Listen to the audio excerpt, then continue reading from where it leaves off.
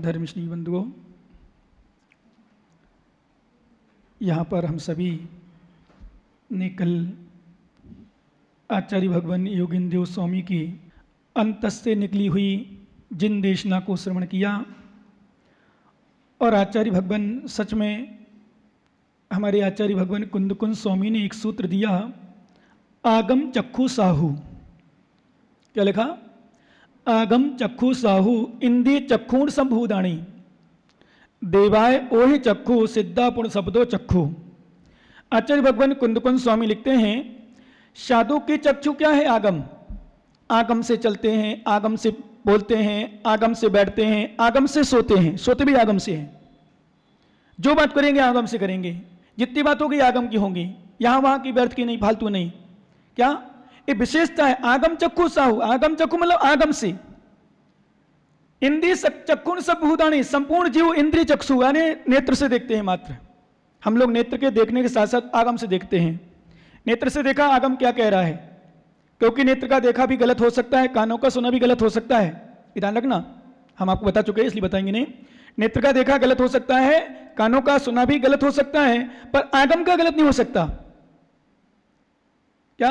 यदि हम कान के सुन के यदि हम गड़बड़ हो जाएंगे तो कच्चे हो जाएंगे, तो फिर हमारे आचार्य कहते हैं कान का कच्चा कभी पक्का हो ही नहीं सकता, साधु पक्का नहीं हो सकता। इसलिए सबसे पहले नंबर हम लोग कान का पक्का बनाना पड़ता है, क्योंकि श्रावक तो विशेषता है श्रावकों की। क्या करता है श्रावक? सब प्रकार की बात करता है, यहाँ की वहां, वहां की वहां। तो हम लोग पक्का रहना पड़ता है, दिल का सच्चा। दिल का सच्चा मतलब सत्य धर्म को पालन करने वाला। तो हमारे आचार्य कहते हैं आगम चक्षु, आगम से देखते हैं, सुनते नहीं है, देखते नहीं है। क्या? सुनते नहीं है, देखते नहीं है, सुनते भी हैं, देखते भी हैं, परीक्षण करते हैं। क्योंकि ये विशेषता है, हमने आपसे क्या कहा, आपने क्या उतारा, आप अपने हिसाब से करोगे फिर समाधान। ये विशेषता है। इसलिए आगम को साधु को मेरे मालूम, एक बात मैंने कई बार बोली, यद्यपि जब विशेष पंचकला आदि होते हैं, कार्यक्रम होते हैं, हमारे आचार्य भगवान भट्टिकेश्वर स्वामी ने हम साधु लोगों के लिए बहुत बड़ा उपकार किया, बहुत बड़ा उपकार किया है। क्या उपकार किया? हमारे लिए इतना उपकार किया कि मूलाचार लिख दिया। और मूलाचार का अर्थ है कि मूलाचार लिखने पर वर्तमान में जितने भी आचार्य हैं, जितने भी उपाध्याय हैं, जितने भी साधु हैं, सब मूलाचार के अनुसार चल रहे हैं। यदि मूलाचार आचार्य महाराज नहीं लिखा होता तो हर संघ का मूलाचार अलग होता, हर साधु का मूलाचार अलग होता। बहुत अच्छा उपकार किया। जैसे मुनियों के लिए मूलाचार और श्रावकों के लिए श्रावकाचार लिख दिया, रत्नकर्ण श्रावकाचार। यद्यपि ध्यान देना, श्रावक को तुम्हारे लिए, तुम्हारे 36 श्रावकाचार हैं। कितने? तुम्हारे लिए तो फिर भी यहां से वहां, वहां से वहां, कोई किसी आचार्य ने कुछ कहा, किसी ने आचार्य ने कुछ कहा, पर है श्रावकाचार, श्रावक की आचरण विषय संबंधी। परंतु साधु के लिए एक ही मूलाचार है। हर संघ में, चाहे आचार्य विराग सागर जी का हो, चाहे आचार्य विद्यासागर जी का हो, चाहे आचार्य वर्धमान सागर जी का, आचार्य पुष्पन सागर, वो विषय अलग है कि अपने हिसाब से कोई चले, अलग विषय है। इसलिए हमारे आचार्यों ने एक सूत्र दिया, आगम चक्षु साहू। क्या दिया? देखो नहीं, सुनो नहीं, जो सत्तो। अभी एक कल अच्छा विषय मिला था, जो तुम्हें प्रिय हो, जो तुम्हें प्रिय हो, जो तुम्हें मधुर लगे, जो तुम्हारे मन की हो, विश्वास करना वह सही नहीं, उसको आगम मत मानना। जो सही है वही आगम है, और जो आगम है वही सही है। जैसे आपने सुना होगा, महात्मा गांधी का पहले सूत्र था, ईश्वर ही सत्य है। क्या सूत्र था? ईश्वर ही सत्य है। परंतु उन्होंने बाद में सोचा, ईश्वर ही सत्य तो हर संप्रदाय वाले, हर व्यक्ति, हर को ईश्वर मानते हैं, भगवान मानते हैं। क्योंकि हर व्यक्ति के, जैसे मान लो आपने माने, अब आप किसी को मानते हो, आप किसी को मानते हो, वो किसी को मानते हो, वो किसी को मानते हैं। अब ईश्वरतंबर दिगंबर ले जाओ, हिंदू मुस्लिम ले जाओ, अभी अपन यही ले जाओ, कहीं आप किसी को मानते हो, कोई किसी को मानता है, तो हर व्यक्ति भगवान हो जाएगा। इसलिए हम लोग मानो संघ में क्या होता है, संघ की परंपरा एक चलती है, गुरु आज्ञा चलती है। हम लोग संघ नायक संघ में होते हैं, संघ नायक का चलता है।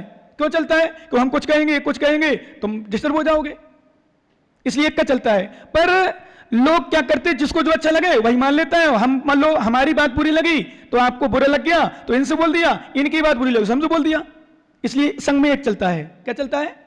समझ लो क्या नहीं हो? संघ में एक चलता है। अब तुमने संघ में यहां की बात वहां कर दी, वहां गया तो फिर माइंड खराब होता है। फिर माइंड मतलब जो जिनका मन स्थिर नहीं होता तो मन चलायमान हो जाता है, और चलायमान होता है फिर व्यक्ति अंदर से भरा होता है, तो फिर हम लोगों परिणामों में भी अशुद्धि आ सकती है। ऐसे नहीं आती हो, ध्यान रखना। छठवां गुणस्थान विकल्प अवस्था में होता है, कषाय भी हो सकती है, क्या आर्त ध्यान भी हो सकता है। किसका? क्षुल्लक जी नहीं, क्षुल्लक जी तो रौद्र भी हो सकता है, हमारा आर्त ध्यान भी हो सकता है। क्या?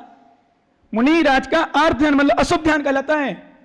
आर्त ध्यान, अशुभ ध्यान, तो ध्यान रखना। इसलिए हम लोगों ने कहा कि आगम चक्कू साहु, आगम से चलो, इनको मत देखो। इनको देखोगे ना, ये मात्र उपदेश में नहीं, वास्तव में। नहीं तो उपदेश तुम कर लेते हैं अपन अच्छे से, पर वास्तव में अंतरंग से होना, तो इनको देखोगे ना तो भटक जाओगे, आप परेशान हो जाओगे, स्वयं का समय बर्बाद होगा, पर का समय बर्बाद होगा, अपने परिणाम खराब होंगे, सब कुछ होगा। इसलिए हमारे आचार्य ने एक सूत्र बहुत अच्छा दिया इसमें, क्योंकि विषय निकल रहा है। तो आगम चक्कू साहु इंद्री चक्कू संभूतानी, ये इंद्रियों से देखते हैं मात्र, कान से सुनते हैं, आंख से देखते हैं, इनको आगम तो पता ही नहीं, शास्त्र पता ही नहीं। जैसे अभी तुम्हें संघ की परंपरा नहीं पता, संघ क्रिया पता नहीं, हम जानते हैं आगम क्या है, गुरु आज्ञा क्या है, नहीं समझे? तो हम लोग आगम चक्कू, तुम्हारे तो जो मन में आ गया, मान लो हमने तुमसे कुछ कह दिया, सपोज करो उदाहरण के लिए मात्र, हमने तुम्हें कुछ कह दिया तो तुम्हें लग गया बुरा महाराज, और मान लो 2 महाराज 3 महाराज, एक ही तो कोई टेंशन नहीं, सुन लोगे निकाल लोगे, 2 हैं 3 हैं 4 हैं, महाराज तो ऐसा कर रहे थे, महाराज ऐसा कर रहे थे, महाराज ऐसा कर रहे थे, फिर क्या होगा? उनके मन में आ गया कहीं इन्हीं संबंधी कह दिया मान लो कोई विषय, तो फिर वो डिस्टर्ब हो जाएंगे, तुम डिस्टर्ब तो हो ही, तुम तो स्वयं हो ही, तुमने तो अपना कचरा लिया साधु के ऊपर फेंक दिया, समझ में नहीं समझ में आया, और फिर वो कचरा आएगा तो अपने पास आएगा, फिर दोनों पर फिर डिस्टर्ब होगा। इसलिए हम लोगों के लिए आगम दिया, आगम से चलो महाराज, आगम को देखो, हमें जो सही है वो नहीं, जो सही है वो सही है। क्या समझ में आ रहा है आप लोग ध्यान रखना। आपको क्या सही लग रहा है? हमने कहा था आपको आलू खा रहे हो, खाओ, आपका बस सही है, सही लग रहा है, खाने वाले खा रहे हैं। 10 लक्षण पर्व में भी लोग आलू खाने वाले होते हैं, अष्टानका पर्व में भी रात में खाने वाले होते हैं,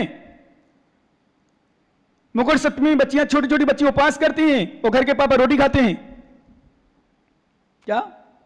हाँ, तो सही नहीं है, तुम खा रहे हो, तुम्हारे विषय है आगम। इसलिए आगम चक्कू साहू, यदि हम तुम्हारे अनुसार चलने लगे, विश्वास करना ज्ञानी, संग नहीं चला पाएंगे कभी, क्योंकि हर व्यक्ति की धारणा अलग अलग है। मैं तो आश्चर्य इस विषय में करता हूं, छोटे छोटे बच्चों की धारणा अलग हो जाती है। ये बच्चे कई बार मतलब परिणाम खराब कर देते लोगों की। क्या उनको अच्छा है, महाराज ने ऐसा कर दिया, तो दूसरे महाराज से कह दिया, दूसरे महाराज ने कुछ महाराज महाराज से कह दिया, तो फिर वो कचरा, और फिर क्या होता है, स्वाभाविक है, समझाने के लिए बड़ा देगा। हम जैसे मतलब बच्चे संबंधी बात करते हैं, 100% जो बच्चा गलत होगा उसको लगेगा महाराज मेरे लिए कह रहे, जो लड़की खराब होगी 100% मेरा विषय लगेगा वो खराब करे महाराज, और वो उसको बुरा लगेगा फिर वहां करेगा नियम से, ये सिद्धांत है विषय। इसी प्रकार मतलब आश्चर्य तो वहां है, आगम चक्खू साहू, आगम चक्खू, हम तो आगम से चल रहे हैं, हमें नहीं सुनना किसी की, हमें नहीं देखना किसी की, हमें तो अपनी आत्मा की देखना। किसकी देखना? आत्मा की। ध्यान रखना, आगम चक्कू सब इंद्री चक्कू, ये इंद्रियों से देख रहे, इनने सुन ला महाराज ने ऐसा कह दिया, महाराज ऐसा कह रहे, मैं बुरा लग गया, हमें ऐसा हो गया, बस परिणाम खराब करने लगे।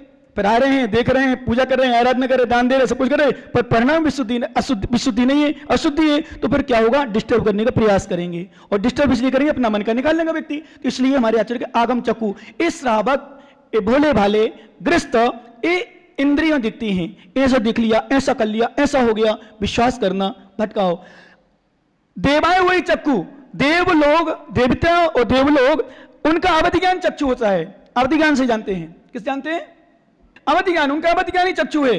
और सिद्धा पुण्य शब्दों चक्षु, सिद्ध भगवान का आत्मा ही चक्षु है। आत्मा सर्वांग देखते, नेत्र है ही नहीं उनके, इंद्रिया है ही नहीं, कान है ही नहीं, स्पर्श है ही नहीं, स्पर्श इंद्रिया है ही नहीं, तो क्या करते हैं? पूरे सर्वांग से देखते हैं। कौन?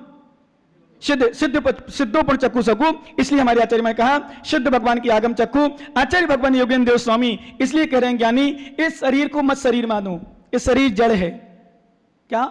इस शरीर नष्ट होना है, इसको मत देखो, इसको मत सुनो, इसको मत करो, इसका पुरुषार्थ ज्यादा। आत्मा ही सुंदर शरीर है।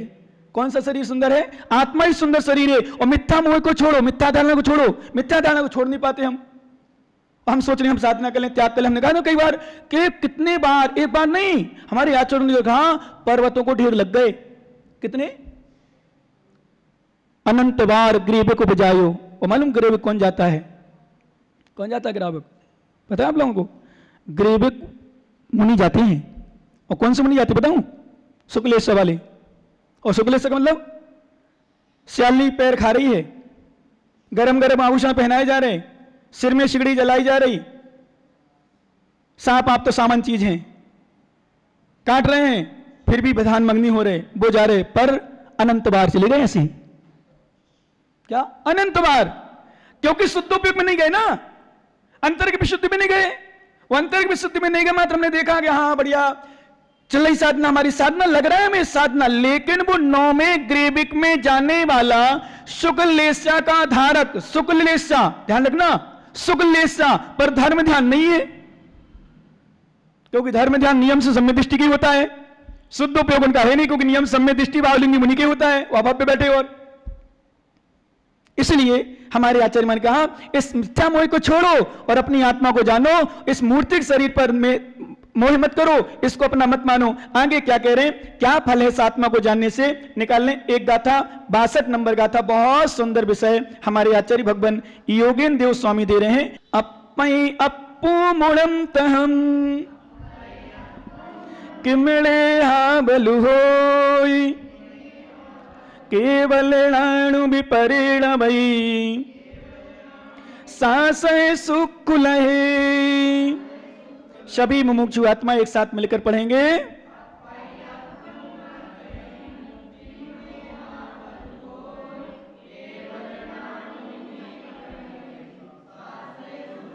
क्या बात है भगवान आचार्य महाराज। देखो तुम लोग कहते हो कभी कभी कभी कभी, और कहता कौन है, जो धारण नहीं करता उनकी ध्यान रखना।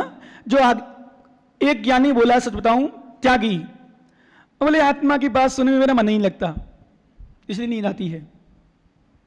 धर्मात्मक भेष है। बोले आत्मा की बात क्या है, आत्मा मैंने कहा है कि एक अध्यात्म ग्रंथ पढ़ लो। बोले अध्यात्म क्या हुआ, आत्मा, आत्मा के अलावा आत्मा की बात कोई है ही नहीं चर्चा। मैंने बारे वाह ज्ञानी, आत्मा के अलावा कोई चर्चा ही नहीं है, और जो चर्चा है आत्मा के लिए नहीं कर रहे तो आत्मा कुछ है ही नहीं, पढ़ना बेकार है। मैंने कहा मत पढ़ो शास्त्र, रख लो, आप पढ़ो ही नहीं। रत्नखंड श्राप का चार, द्रव्य संग्रह, आलाप पद्धति, परीक्षा मुख सूत्र, आत्ममीमांसा, प्रमेय कमल मार्तंग, देवागम स्तोत्र अथवा पुरुषार्थ सिद्धि उपाय, मूलाचार, समय सार, प्रवचन सार, नियम सार, अष्टपाव, चपड़ा सार, लब्धि सार, अष्टशस्त्री, अष्टशती, स्वरूप संबोधन ग्रंथ, इतने जितने भी ग्रंथ अपन ले लो, षटखंडागम, जय धबला, महाधबला, इन शब्दों का, इन ग्रंथों का, इन पाठ का, इन विषयों का पूरा निचोड़ यदि है तो आत्मा को जानना। क्या आत्मा को जानने ने सब पढ़ लिया।